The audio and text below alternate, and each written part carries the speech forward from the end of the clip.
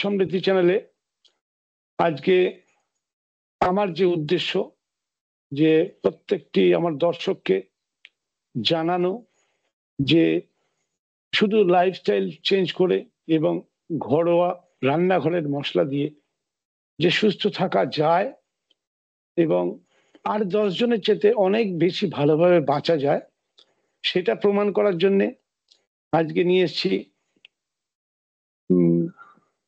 এক পেশেন্টকে যার ব্যক্তিগত অনেক সমস্যা ছিল। ওর মুখে শুনুন ওর কি কি সমস্যা ছিল, কি কি সমাধান হয়েছে। পেশেন্টের নাম প্রিয়া পাল। আপনি শুনুন ওর মুখে। বলো প্রিয়া, তোমার সমস্যাগুলো তুমি বলো।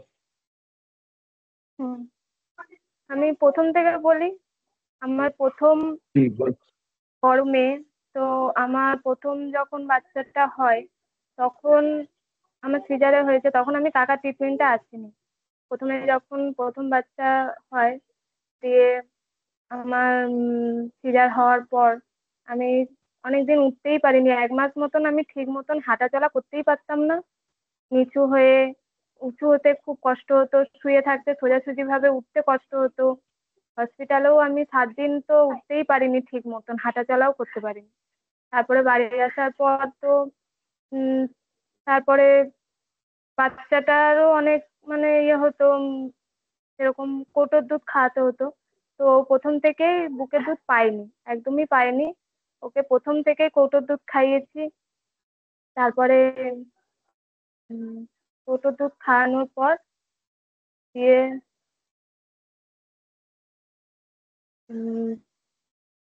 বাচ্চার স্বাস্থ্য কেমন ছিল বল? হ্যাঁ, বাচ্চার স্বাস্থ্য কেমন ছিল? বাচ্চার স্বাস্থ্য একদমই ভালো ছিল না, শরীর ভালো থাকতো না। ওকে ডাক্তার দেখাতে হয়েছে, প্রচুর ডাক্তার দেখাতে হয়েছে। গ্যাস হতো, তারপরে ঠান্ডা লেগে যেত। তো প্রচুর ডাক্তারের সাথে সবসময় আমাকে লেগেই থাকতে হতো, ডাক্তারখানা ছুটতে হতো। তারপর নিজেরও শরীর ভালো ছিল না। তো তারপরে আমি যখন 10-12 বছর পর আরেকটা মানে বাচ্চা নেওয়া হলো। তো ছোট মেয়েটার সময় আমি কাকার ট্রিটমেন্টে তখনও আসিনি। কাকার ট্রিটমেন্টে এসেছি আমি লাস্টের দিকে, 9 মাস। ডেলিভারি 9 মাসের 17 পর দিন আগে। 9 মাস, 9 মাস 17 দিন আগে তখন আমি এখানে এলাম। তো কাকার সাথে পরিচয় হলো। তো আমার এক কারণে হয়েছিল পরিচয়। আমার ডাক্তার দেখিয়েছিলাম, ডাক্তারে বলেছিল রক্ত একদমই নেই, রক্ত দিতে হবে, এরকম বলেছিল। তো সেই কাকার সাথে একটু যোগাযোগ ছিল, দিয়ে কথা বলে কাকা বলল যে এগুলো এগুলো খেতে হবে, আমি যেগুলো বলবো সেগুলো খাবি। সেই হিসেবে আমি সেরকম ভাবে খেয়ে তারপরে আমার আবার রক্ত ইয়ে করে টেস্ট করানো হয়, তখন আবার মানে ঠিকঠাক হিমোগ্লোবিন বেড়ে যায়। তখন হিমোগ্লোবিন একদমই ছিল না। ডাক্তারে বলেছিল তোমার সিজার হওয়ার সময় তোমাকে রক্ত দিতেই হবে। 9 ছিল, 7 দিনের মধ্যে 12 হয়েছিল। 7 দিনের মধ্যে, হ্যাঁ। তো এটা দেখে ডাক্তারও অবাক হয়ে গেছিল। ডাক্তারে বলেই দিয়েছিল যে তোমাকে রক্ত দিতেই হবে। তো তো সেই একটা মানে সিজারের সময় যখন আমি ভর্তি হলাম, সিজারে আমি কিচ্ছু বুঝতে পারিনি। সিজার হয়েছে যে আমার শরীরে রক্তও লাগেনি। আর আমি যেদিন হয়েছে সিজার তার পরের দিনই আমি উঠে দাঁড়িয়েছি এবং চলাফেরা করেছি। মানে আরো পেশেন্টকে দেখছি কেউ চলতে পারছে না, আস্তে আস্তে হাঁটছে, তো আমি হেঁটেছি ভালোভাবে, বাড়ি এসেছি। আমার মেয়েকে বুকের দুধই এখনো পর্যন্ত আমি বুকের দুধই খাওয়াই, ওকে কোটোর দুধ খাওয়াই না। 2 বছর হতে চললো। তো ও এখনো বুকের দুধই খায়। তারপরে বাইরের জিনিস তো খাওয়াই না কিছু। বাড়ার জন্য কাকার কাছে, হ্যাঁ কাকা আমাকে একটা পাউডার দিয়েছিল, ওই পাউডারটা আমি খেয়েছি। তো ওইটাতেই আমার এখনো খাই আমি পাউডারটা। পাউডারের মধ্যে তুমি যে খেয়েছো তুমি জানো কি কি ছিল? ঘরোয়া জিনিসই ছিল, আদা ছিল, মেথি ছিল, মৌরি ছিল, হ্যাঁ এগুলোই ছিল। এইগুলোতেই আমার মানে এখনো পর্যন্ত আমাকে বাইরে কিছু খাওয়াতে হয়নি। আর বাচ্চার বয়স, বড় মেয়ের 2 বছর বয়স হতে চললো, 2 বছর। তো আমাকে একবারও ডাক্তারখানা যেতে হয়নি। আমি যে চেক আপ করিয়ে এসছি চেক আপ করানোর পর থেকে আমাকে একবারও চেক আপ করাতে যেতে হয়নি, ডাক্তারের মুখ দেখতে হয়নি আমাকে। আর আমার মানে বড় মেয়ের বেলাতে আমাকে চেক আপ করিয়ে আসার পরও আমাকে অনেকবার ডাক্তার দেখাতে হয়েছে। সেলাইয়ের জায়গায় আমার ব্যথা হতো, কোমরে ব্যথা হতো, মানে অসুবিধা অনেক হতো শরীরে।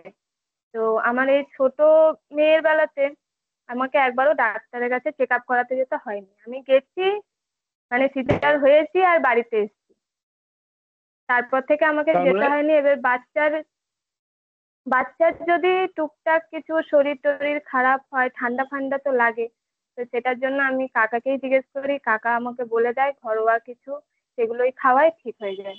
আমাকে যেমন আর যেমন যেতে কি হয়নি। খাও সেটা বলো, যেমন কি খাও, বাচ্চাকে কি খাও, ঠান্ডা যেমন লাগলে কি খাও? একটু ঠান্ডা লেগে গেলে একটু কাকা বলে যে মধু তুলসী, এইটুকুনি মধু তুলসী। তারপরে ঘরোয়া জিনিস আরো, পেটে যদি পেটে ফেটে লাগে না, যেহেতু ও বাইরের খাবার কিছু খায় না, কাকার নিয়মে পুরোপুরি আছে, কাঁচা খায়। তারপরে ঘরের যে কাকা যেটা খেতে বলেছে মিলেট, সেটাই খায়। তো সেই হিসেবে ওর মানে গ্যাস অম্বল পেটে ব্যথা এসব কিচ্ছু হয় না ওর। এবং মানে শরীর খারাপের মধ্যে ওর শুধু ঠান্ডা লাগাটা একটু মাঝে সাঝে হয়, এইটুকুনি। তাও ওর আগের বারের বাচ্চার চেয়ে এই বাচ্চা কম। অনেক। আগের বারে বাচ্চা তো মানে গ্যাস অম্বল হতো, তারপরে প্রতিদিনই মানে গ্যাস অম্বল এরকম একটা লেগেই থাকতো, পেটে লাগা হতো, শরীর খারাপ হতোই। তারপরে পটি হতো না ঠিক মতন, পটি শক্ত হতো, তার জন্য আমাকে ডাক্তারখানা ছুটতে হতো। একদিন এরকম এমন কষ্ট, মানে পটি বেরোচ্ছে না, তার জন্য আমাকে ছুটতে হয়েছে ডাক্তারখানা সঙ্গে সঙ্গে। তো এর বেলাতে আমাকে মানে ওর সব নর্মাল, পায়খানা সব পরিষ্কার।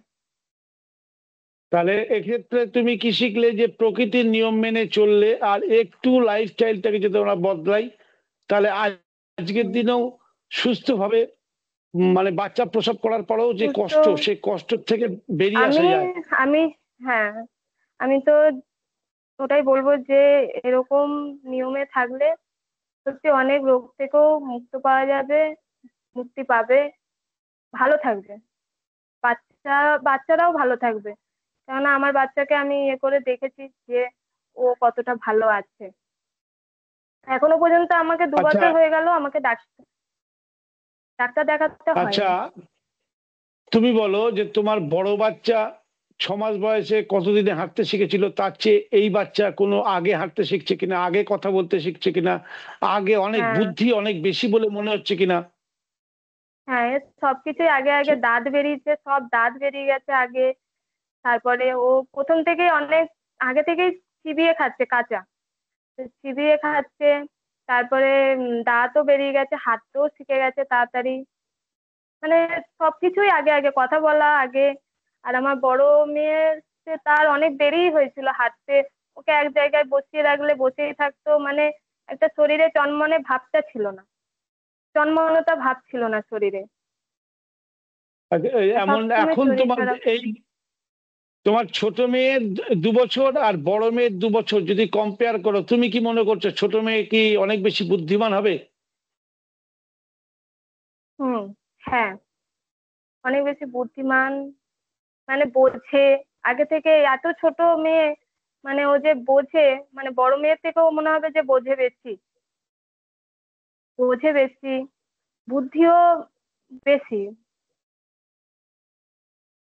দর্শক ছটপটে বন্ধুরা, চনমনে, সবসময় চনমনে থাকে। আচ্ছা দর্শক বন্ধুরা, আপনারা শুনলেন প্রিয়া পালের মুখে।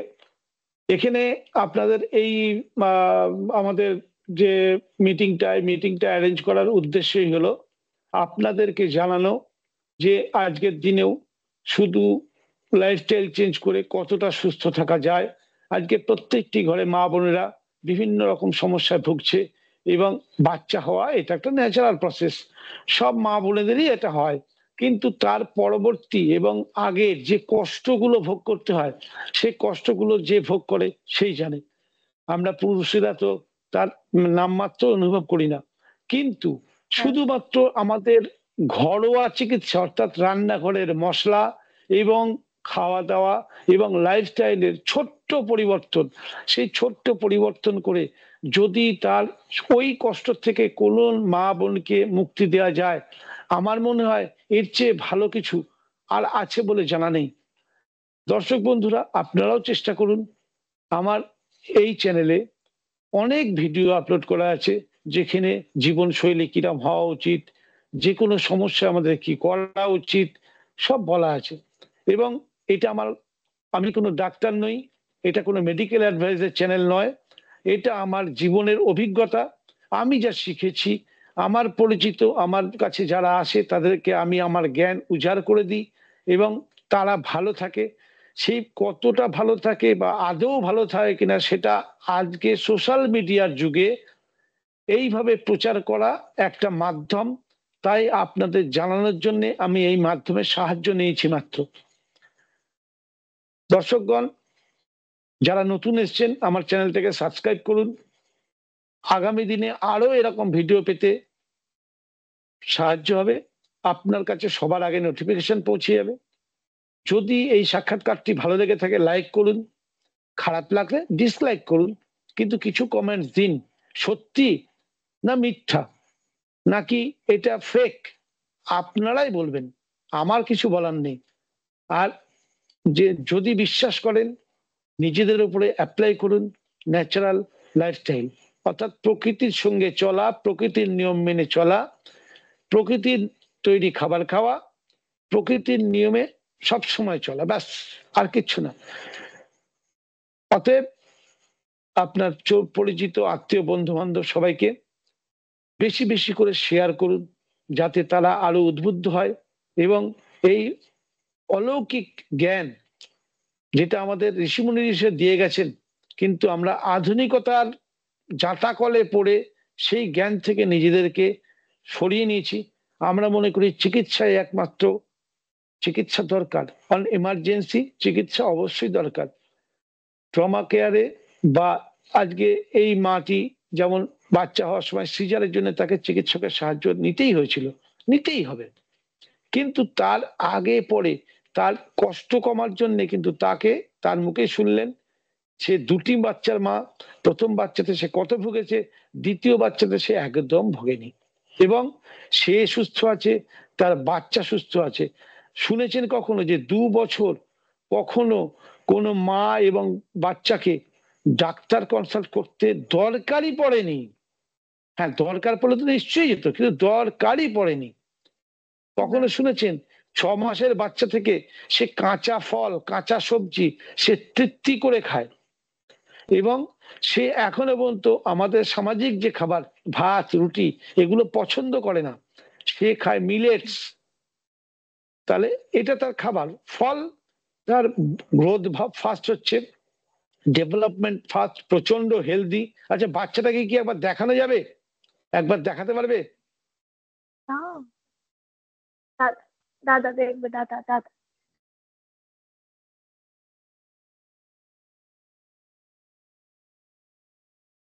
এই হচ্ছে সেই বাচ্চা যার কথা এতক্ষণ হচ্ছিল। খুব জলি,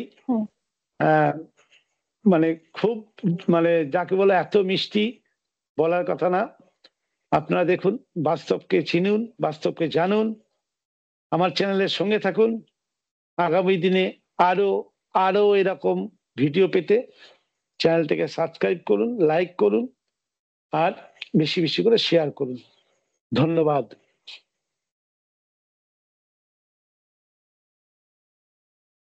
কি রে, হয়ে গেছে?